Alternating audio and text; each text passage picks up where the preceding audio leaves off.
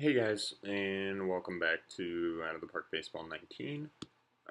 Franchise here with the San Francisco Giants, and we are a day before opening day. I set the lineups as I said I would do. You can see a quick snapshot of them here.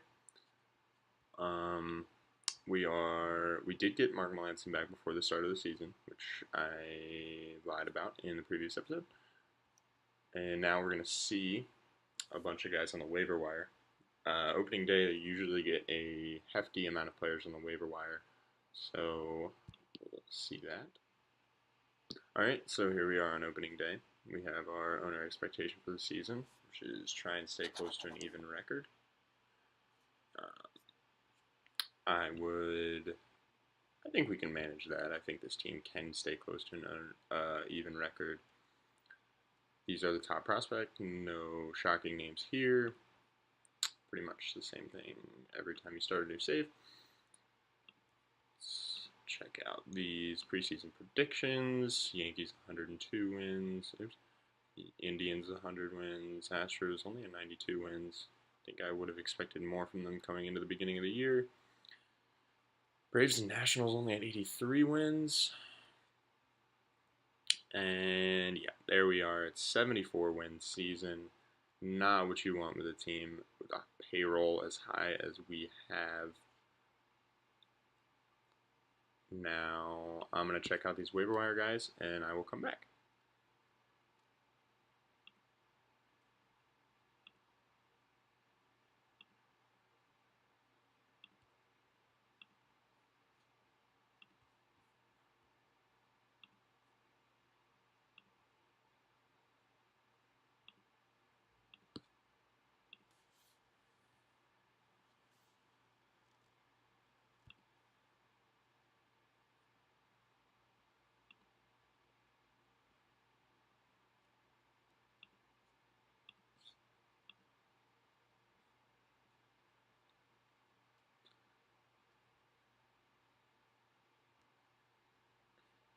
Okay, so I guess I was wrong on the waiver wire for the first time. I guess I forgot when you're starting a new game, usually the waiver wire isn't as beneficial as it is in previous years. However, still get Aaron Hicks, who is a very, very serviceable outfielder, 2-win player last year. Probably can be the fourth outfielder for us, maybe can fill in a starting spot after we trade someone, or he can be a trade asset. I know he was a trade asset in my Reds franchise. Trevor Cahill as well. I think he's better than Derek Holland, so he can take his spot in the rotation until Samardzija comes back in 5 days. Anyway, let's get to it. And after our third game of the season, we do acquire Aaron Hicks, and fans are pumped up about that. And we do acquire Trevor Cahill. Those two will join the Major League roster, being our first additions of the new season. So Derek Holland, gonna have to WDFA him, and Trevor Cahill will move into that role, and then Gregor Blanca will be sent down.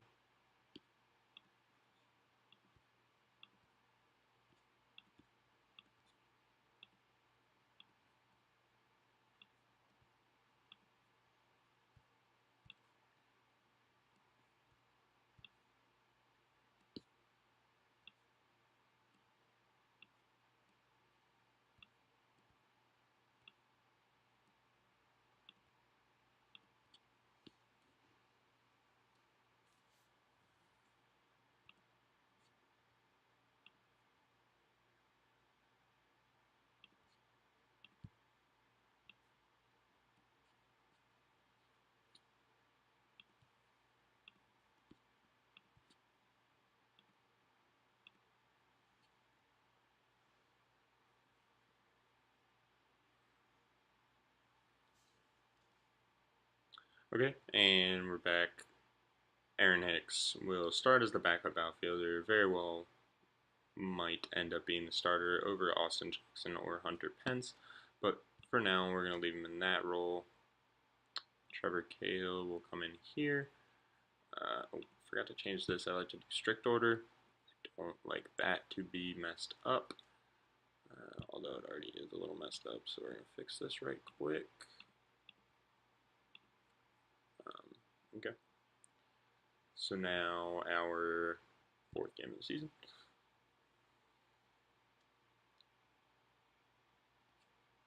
Jeff Samardzija coming off the DL here, and unfortunately for Pierce Johnson, I think this means he goes down, and someone in our rotation will become the long man, and Jeff Samardzija becomes the starter. Probably Ty Block. Blotch. I don't know how to say his name.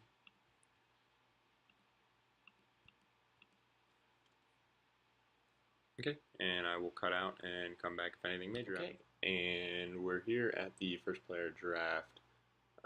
Pretty surprising season so far, as we are 9 games above 500.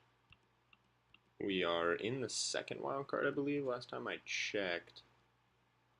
Yes, we are in the second wild card, and as good as this looks, it looked even better about, I don't know, a month ago. Yeah, we were 21-11. Even later in the month, we were 31-19. We were playing very well, playing really good baseball. Bumgarner came back and has been electric coming out. As you might see in the rotation, there is no Johnny Cueto. He tore his rotator cuff. He's going to miss the rest of the season and probably will never be the same, making this contract even worse than it was before. He was having a decent season, maybe tradable, but at this point, I don't know what we're going to be able to get for him, if anything at all. We're probably going to have to package a decent name just to get rid of him. Other pitching news, Corey Guerin has been a really, really good setup man for us, which is pretty shocking. Mark Melancon also very good. His FIP is below his ERA at this point. He's gotten pretty unlucky with his BABIP, and I don't think our defense is very good, which cannot help him. I'm actually going to search this right now. It should be a no reliever, and Tony Watson should be our setup man. Tony Watson has been also very good. And overall, I mean, the pitching has just been pretty shocking in general. Trevor Cahill, although he has cooled down heavily as of late, started the season absolutely on fire. You can kind of see here. Where is it? Yeah. He started the season really hot. Had these back-to-back 8-inning no-run performances. And as we will see, he might have influenced enough people for some trade bait. But if we continue this play, then we're going to have to be buyers at the deadline. We can't miss out on a playoff appearance. Evan Longoria has been phenomenal, to much of my surprise. He started out the year even hotter than this. He was the batter of the month in the first month. You can kind of see here. He dominated these first few months, got all the way up to about a 408 average and a 1341 OPS. Although has cooled down as of late, has still been an elite player. Other news, Buster Posey doing what he does best. He actually started the season a little cold. Other injuries, Hunter Pence sprained his thumb, and Austin Jackson fractured a rib, which brought Aaron Hicks into the lineup. And even as a backup, when I was playing him pretty much almost every day, I was cycling him through Pence and Jackson. He was playing really well, so I had no qualms about putting him into the starting lineup, and he has not disappointed. He's been a really good player for us. Hernandez is the backup. Right now we're platooning Blanco and Hernandez in left. Panic has been solid. Overall, just think we got the most out of these players as we could ask for, which is shocking, especially considering our coaching staff right now. Jeff Samardzija has been really good, which I did not see coming. Anyway, we can get into the first player draft here. And we do have the second pick, as the Giants were horrendous last season. I go to default. Okay. Durbin Feltman, usually a pretty good reliever in this game. Although, I'm probably going to try and get Ethan Hankins if I can. Yeah. And Casey Mize goes first, as he did in real life. And I should probably do all players instead of all pitchers. Joey Bart, he is really good. Could be the next Posey. But I think this comes down to Hankins, the 18-year-old pitcher from Georgia. He is really good, has a good work ethic. That's what you like to see out of these draft picks. And I think Ethan Hankins will be the second pick of the 2008. Oh, shoot. I did not mean to offer him the slot. Well, we'll see how that goes. Here in the second round, Braxton Ashcraft goes. That's frustrating. He was really good in my last save. I am usually pretty good at drafting. I can usually identify some guys. Pretty much made my red save all on drafted players. And I picked up Paul Goldschmidt, but other than that, I have not seen him in other saves, but I do like his ratings. And Liam Jenkins, go pass on him. But Lewis, he's definitely good, but if that changeup doesn't progress, then he's not going to be able to be a starter. I don't want to go too far down here. Gage Canning is another one that I like. But we'll go this dude. Looks like he could be really good.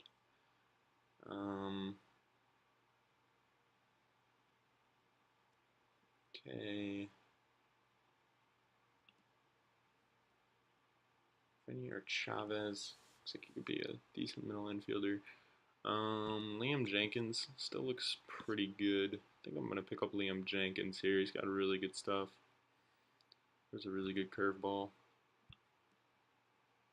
Mike Sina. Oh, he's impossible sign.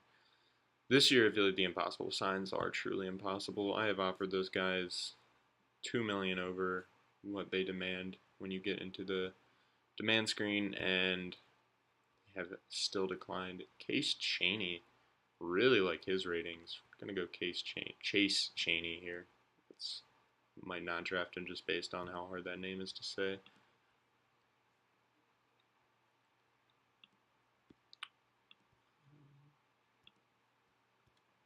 Austin Cox looks like he will definitely be a starter in the league. So, or maybe not in the league, but will likely project as a starter, which is pretty rare to get this late in the draft. So, his movement is really bad, and his changeup probably is not going to develop that much. Probably going to hold off on him. Alex Guerrero. Interesting. The Patriots pushed him to baseball.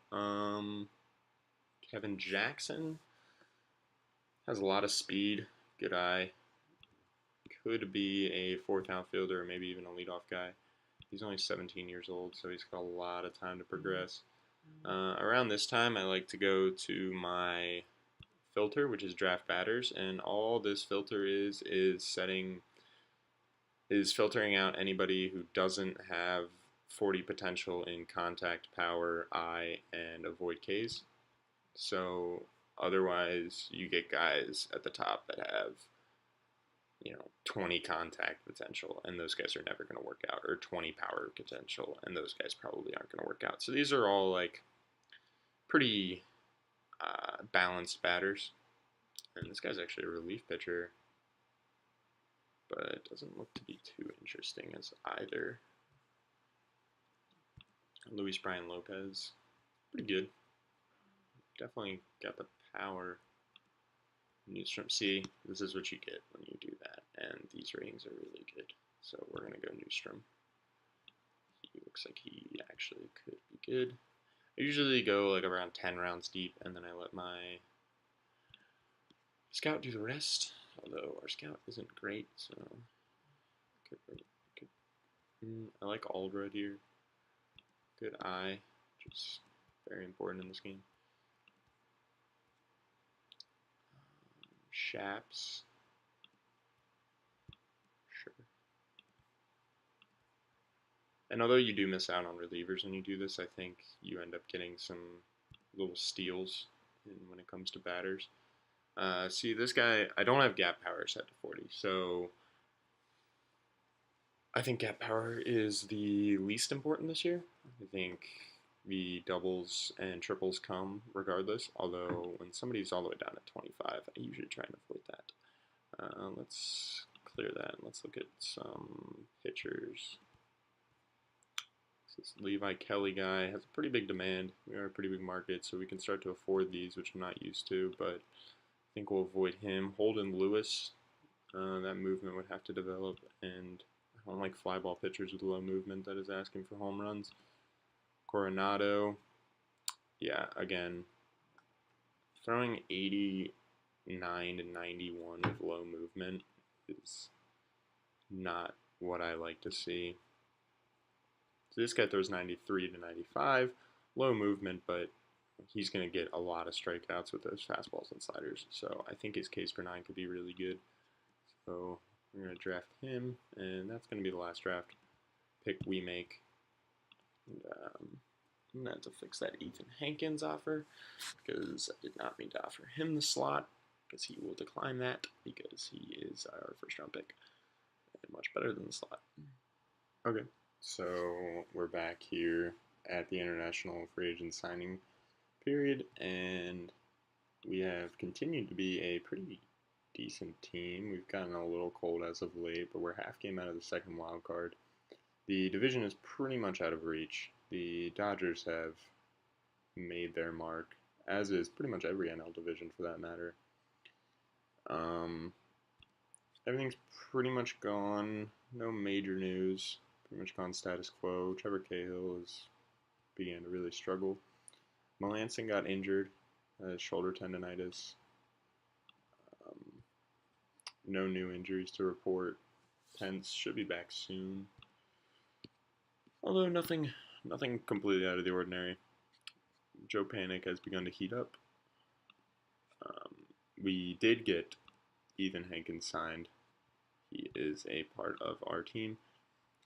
And I'm going to go over the thing that I do where I go through how each player is playing, although there's not going to be a whole lot of sample size. But yeah, see, he's clearly too good for rookie ball.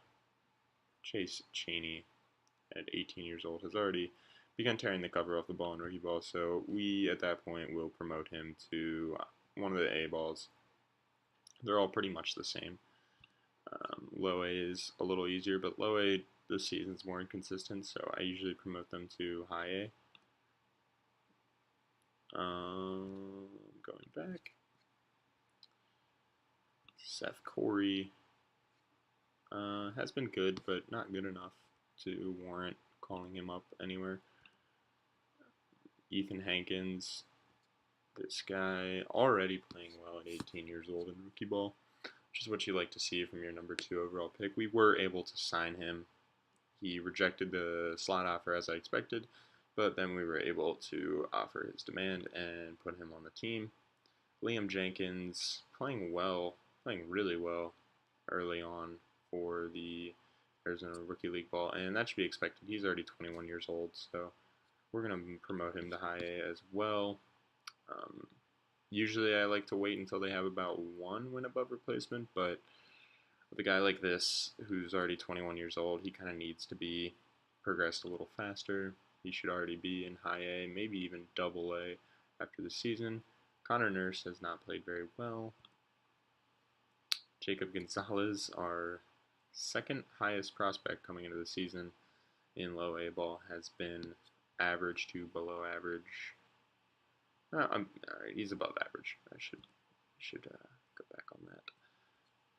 And we already looked at Chaney. Steven Duggar has been pretty solid in double A. He's definitely warranted a promotion. Oh, He's on the DL, so I cannot promote him as of yet. But I will probably do that off screen. Anyway, moving on to the international amateurs. Like I said before, this is usually where I get some of the best players, which is why I increased the budget to 5 million, which is the max budget. I usually put all my chips into one player, which this year will be Marco Luciano, a Dominican-born shortstop who has pretty phenomenal ratings.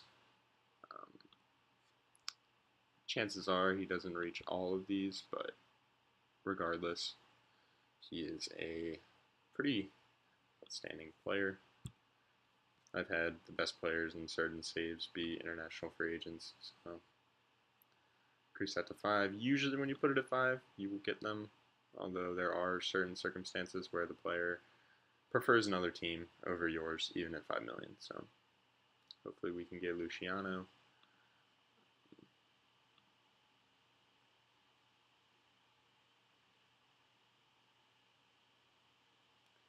And we will move on to and you can already see this season is probably about to spiral out. I would imagine. I would not be surprised. And we do get Luciano, which is big news. He's really good. We do not disable the AI promotion quite yet because he is in the international complex and not ready for minor league baseball. As you can see, his ratings are pathetic, and we can even put in what his ratings would be. Actually, he would already be pretty good in rookie ball, but regardless, we'll keep him there for now. Moving on. Next time you'll see this team will probably be at the All-Star break. Alright, so we're here at the All-Star break, and the All-Star teams have been announced. And I'm curious who our representative is. Posey makes it, and no Longoria. Aaron Hicks making the All-Star team. A little shocking there, but I'm all for it. Mark Melanson was struggling with an injury earlier, but it looks as though we can check a little more advanced numbers. Yeah, it looks as though Strickland has been better as a closer, so I think we're just going to keep Strickland in the closing role. And this team has come back down to earth. You can kind of see we've only won 4 games since the international free agent signing, and it's definitely been downhill since then. But definitely a lot of trade assets here. I don't think we're going to be buyers at the deadline, even though we are above 500. We're 3 games back of the wild card, and even if we did make the wild card, I don't see us matching up against the Dodgers or the Cubs. Maybe the Mets, but probably not even them. Continuing on. So, as far as All-Stars go, probably poor judgment on my part. Aaron Hicks should definitely be batting higher in the lineup. I don't really know who to move him up for. OBS wise, McCutcheon has been just as good, but Hicks has been really, really good. Probably, I don't know, maybe move him into second and panic up 1. But Longoria has been really good, so I don't really know how I should manage this. There's something like that. Brandon Belt has actually been the best batter on the team, though, so we don't want to move him down. And then over here, probably just switch with McCutcheon. Yeah, it's probably ideal. Yeah, that's what we'll do, at least for now. I don't know how much longer this team's going to be together like this. Really, the lineup has not been the problem. Although we do have the 9th most runs scored, which is odd, because we are getting on base and hitting for a high average, and our runs against is pretty good, but maybe we just haven't gotten the timely hits. That's what I would guess, but also maybe our run differential is pretty unlucky. No, we've actually gotten lucky when it comes to run differential. This is a pretty interesting team. Every batter is hitting pretty well. The OPSs are all there, but we're just not scoring runs. I know we're not hitting many home runs, yeah, but you would think we'd have more runs than this. Either way, I will likely cut out here until the trade deadline, where I will fully assess if we are going to be sellers or buyers. I'm going to guess sellers, but it really does come down to this, week or two before the trade deadline, or week 2 or 3 before the trade deadline, to see maybe if we can patch something together. If we, you know, win most of these games, then we could be right back into that playoff race, and then I would assume we'd be buyers. All right, and we're back here at the trade deadline, and I have put together a few trades here that will pretty much blow up the team. I was definitely considering buying before this last month, where we have significantly struggled pretty much all of July, and I don't see us really getting back to it. We are now 5.5 out of the second wild card. I think it would be very tough to see us make a run here, and we've gotten lucky as is. Not as lucky as the Padres, but I don't necessarily see us making up 5.5 games on the Cardinals, much less 6.5 on the Padres, and there's no shot at us winning the division. So I decided we should blow it up a little bit. So I have a bunch of trades here, with a bunch of different teams that will ultimately blow the whole thing up, and we can kind of start from ground zero. I will go over the team once I've gone over each trade, and we can kind of see where we stand. So the first trade here, I'm giving up Brandon Crawford, a 3-time Gold Glove shortstop, who's having another very, very solid year. He's got 4 years, 15 million left. 4 years, 15 million each left on his contract, and having really one of his best years he's ever had. But at 31 years old, I don't see him working these next 4 years out at that level. And although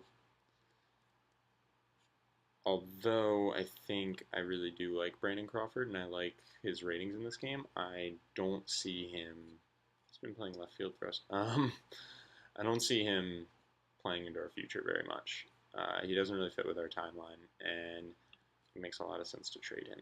So going back to the trade, also giving up Austin Jackson this deal, another outfielder who I don't think I would be able to trade unless I had made the current stats weight higher, because he's been having a very productive season. He's definitely a very serviceable outfielder, but by no means fits into our future plans. He's got a pretty team-friendly deal. You would think he can live out those 2 years. Maybe he disappoints a little next year, but even the year before this with Cleveland, he was pretty good. So I wouldn't be surprised to see Austin Jackson live out those 2 years. But regardless, it's not going to be with us. We're getting Jake Thompson, a 3-star potential reliever or starter, has pretty good ratings. You like what he can give you. He's been playing very well in high A. He shouldn't be in high A anymore, even though he's 23, about to turn 24. I'm probably going to put him in Triple A to start, hoping he can manage there, because he's already 23, about to turn 24. So you want to see him start to move into AAA. But he is not the big catch of this trade. The big catch of this trade is definitely Tanner Houck.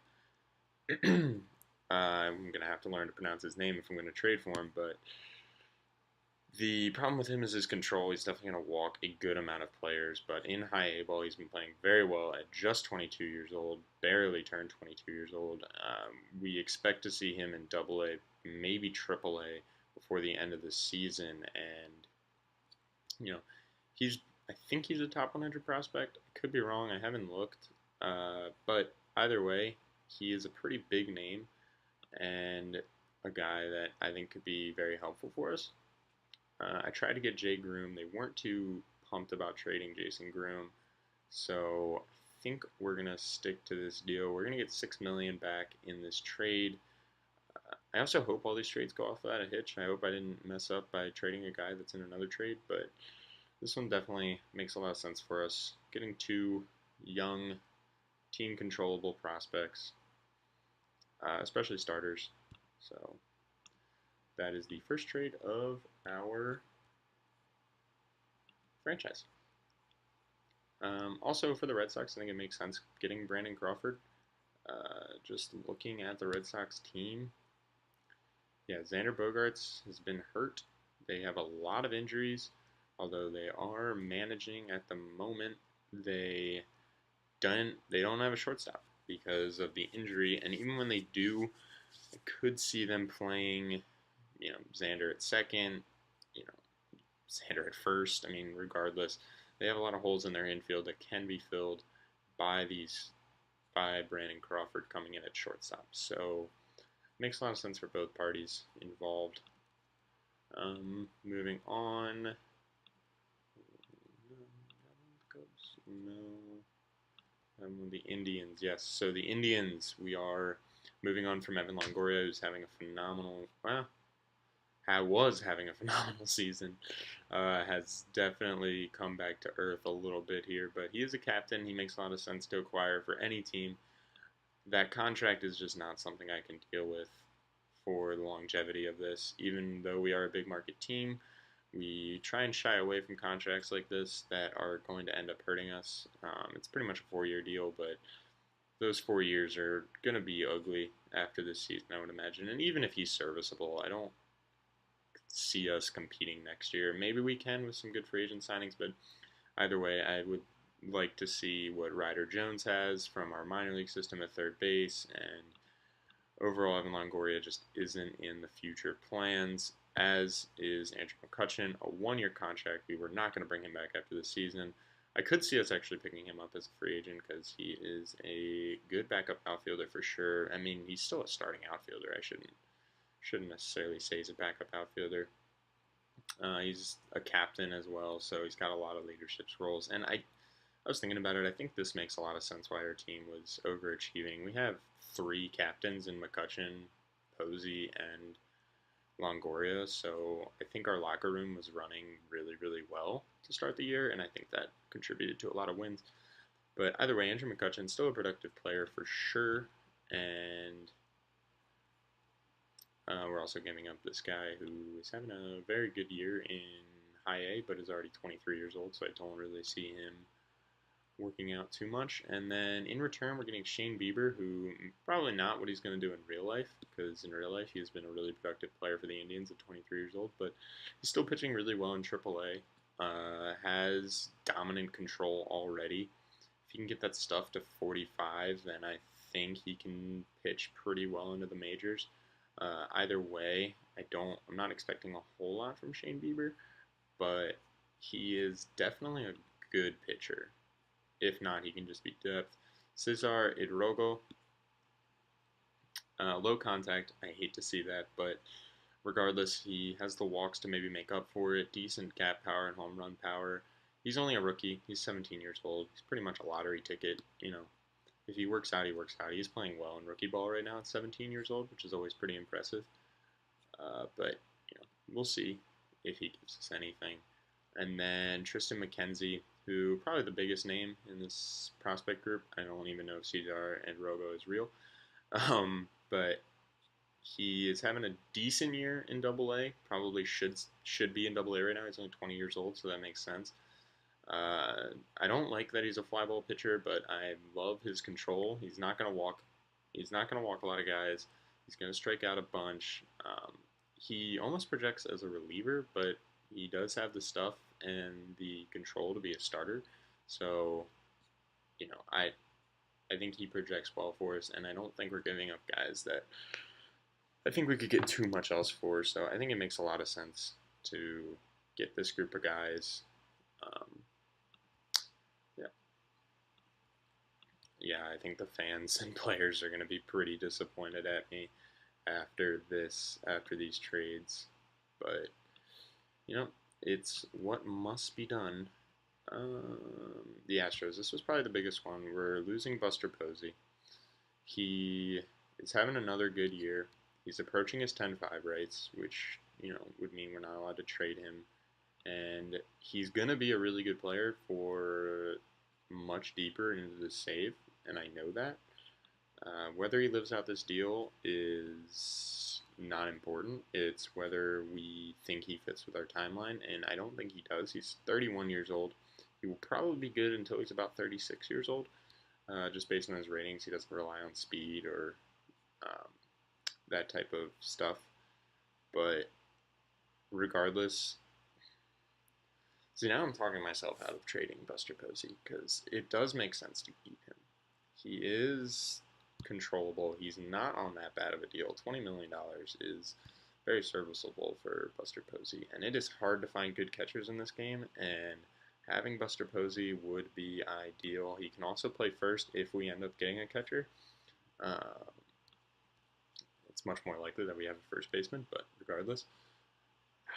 See, it makes sense both ways because we give up Posey and we're also getting Forrest Whitley, who is a phenomenal starter, playing par with AA talent, and Kyle Tucker, who playing phenomenal in AAA. He's already an MLB outfielder. So it makes a lot of sense getting both. I'll probably skip over this deal for now and then think about it. We're also losing Ty Block, who probably a serviceable starter for us, and Dylan Davis, who's just a player playing really well in AA. Yeah, I'm gonna think about this deal more. I might not be moving Posey. I definitely like Buster Posey, and in this game, I think he can be serviceable, especially for a big market team like us. So, like I said, I'm going to think about that deal a little more. Dodgers, this was probably one of my favorite deals. We are losing Brandon Belt, who I said at the beginning of this I wasn't going to be pushing a trade with him, but this trade came up, and I think it's a really good one. We are losing Will Smith, a reliever. I mean, he's very replaceable. We can find Will Smiths throughout the league. We are getting Mitchell White, who, although his ratings don't show much, I really do like his ratings, like his actual ratings, not his overall ratings. He is almost turning 24, but regardless, Mitchell White is a really good player, especially in real life. I do like Mitchell White's. I've seen a few Mitchell White games, and I think he is really good in real life, and maybe that is affecting my bias here, but regardless, the guy has shown that he can play at every level. When it comes down to it, you want these, controllable starters into their careers. And we have Yadier Alvarez, who was phenomenal for me in my red save, has been playing very well in high A, pretty much just turned 22, well into his years, little into his year 22 season. Bat control says it's maxed out. We'll see. His OSA ratings doesn't think so. His stats, how many guys is this guy looking? So his walks per 9 definitely could be better, but they've improved. I guess they improved when we went down to high A, which would make sense. But regardless, he strikes out a ton of guys, and Yadier Alvarez is a phenomenal player, and I would be excited to have him. And we are giving up Brandon Belt, but I am comfortable doing that. And Rob Calabrese, who is another minor leaguer that is playing well. You do have to watch out for these guys. When you go to the make this trade work and these half-star guys pop up, a lot of people think, oh, I'll just toss them in the trade because they're half-star. But usually when they're including these guys, it's because they're playing really well in the minor leagues, and then their potential will increase in the offseason. And I don't see that happening for Calabrese because he is only an A ball, and he isn't playing phenomenally. I mean, he's playing well, but the power's not there. I don't see the power coming. He might be able to be a backup catcher in the league, but nothing I'm gonna lose sleep over. So, I'm definitely doing that. Yes, I know the fans are not super happy about losing Brandon Belt, but regardless, we're gonna move on to I think our last deal. Could be wrong. Oh no, I was trying to work out a deal with the Yankees here with Posey, but couldn't really figure anything out. I really wanted Torres, but they're not super pumped about giving me Gleiber. Um, Gleiber Torres obviously has been making his mark on the league this season, although you could argue Andujar's even been better. But Torres in this game seems to project as a very elite player for a long time. But getting him is going to be a challenge, to say the least. I don't see us getting him.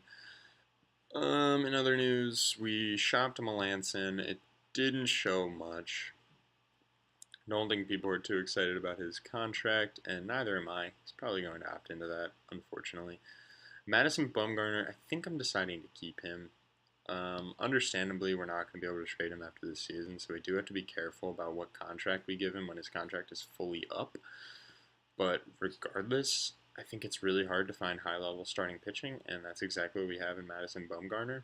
And I was open to trading him if the offers were there, but the offers were definitely below average. I think he would command a Gleiber Torres type. Um, if it just took Madison Bumgarner and someone else, then yeah, we would probably pull it. But something like that, no, they don't seem too interested in giving up Gleiber Torres, which makes sense because Gleiber Torres is phenomenal.